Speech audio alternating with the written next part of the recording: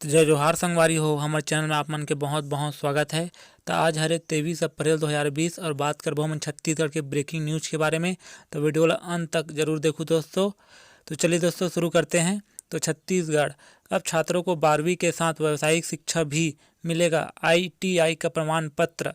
रायपुर छत्तीसगढ़ में 11वीं और 12वीं की छात्रों को व्यावसायिक शिक्षा भी दी जाएगी। इसके बाद 12वीं पास करने वाले छात्रों को ITI का प्रमाण पत्र भी दिया जाएगा। प्रदेश में रोजगार परक शिक्षा उपलब्ध कराने के लिए मुख्यमंत्री भूपेश बघेल ने सोमवार को इसकी घोषणा की है।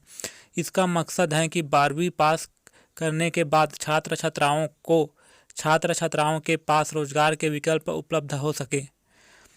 सरकार की सहयोगी फर्मों को 6 माह की इंटर्नशिप कराना अनिवार्य।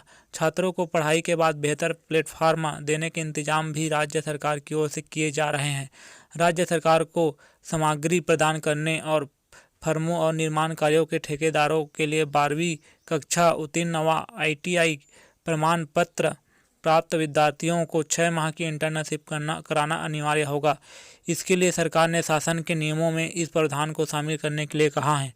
पाठ्यक्रम बनाने के निर्देश, 10 दिन में मांगी योजना। व्यावसायिक शिक्षा आगामी सत्र से शुरू की जाएगी। तो अगला अपडेट है दोस्तों, छत्तीसगढ़ में कोरोना से संबंधित एम्स से एक और रिपोर्ट नेगेटिव। अब प्रदेश में एक्टिव केस 10। कटघोरा में घरों के अंदर भी सैनिटाइजेशन। छत्तीसगढ़ में अब तक कोरोना संक्रमण के 36 मामले सामने आए, 26 ठीक हुए हैं। रैपिड टेस्ट किट से जांच पर लगाई रोक, अभी तक सारी रिपोर्ट निगेटिव मिली। कोरबा छत्तीसगढ़ में मंगलवार देर शाम एक और कोरोना संक्रमित ठीक हो गया है। उसकी जांच रिपोर्ट 2 बार निगेटिव आई है। एम्स ने उसे पूरी तरह स्वस्थ बताया है और डिस्चार्ज की तैयारी की जा रही है। अब तक 26 मरीज ठीक हो चुके हैं। इसके बाद प्रदेश में अब एक्टिव केसों की संख्या 10 रह गई है। यह सभी कोरबा के कटघोरा से ही हैं। वहीं कटघोरा में अब घरों के अंदर भी सैनिटाइजेशन किया जा रहा है। दरअसल 16 वर्षीय एक जमाती के संक्रमित होने से कटघोरा प्रदेश में हॉट स्पॉट बन गया। जानकारी छिपाने और लोगों से मिलते रहने के कारण संक्रमितों का आंकड़ा तेजी से बढ़ता चला गया। अब तक प्रदेश में जो भी मामले संक्रमण के सामने आए हैं। तो अगला ब्रेकिंग न्यूज है दोस्तों, लॉकडाउन से। तो रायपुर में फिलहाल छूट नहीं, बस्तर, दुर्ग, भिलाई में दुकानें खुलेंगी मगर सख्ती के साथ। लॉकडाउन में मैन पावर की कमी से कई कारखाने अभी भी बंद। सोशल डिस्टेंसिंग हर कारोबारी और नियोक्ता के लिए मुसीबत। घरेलू काम करने वाले प्लम्बर व इलेक्ट्रीशियन के काम भी शुरू। रायपुर छत्तीसगढ़ में लॉकडाउन की स्थिति और सोमवार दी गई छूट को लेकर मंगलवार को CM भूपेश बघेल समीक्षा करेंगे। इसके बाद CM मंगलवार शाम जनता को संबोधित भी कर सकते हैं। इससे पहले सरकारी सूत्रों ने संकेत दिया है कि लॉकडाउन को लेकर अलग अलग जिलों में परिस्थितियों के अनुसार कलेक्टर को फैसले का अधिकार दिया जा सकता है। वहीं रायपुर में फिलहाल छूट देने पर फैसला नहीं हो सका है।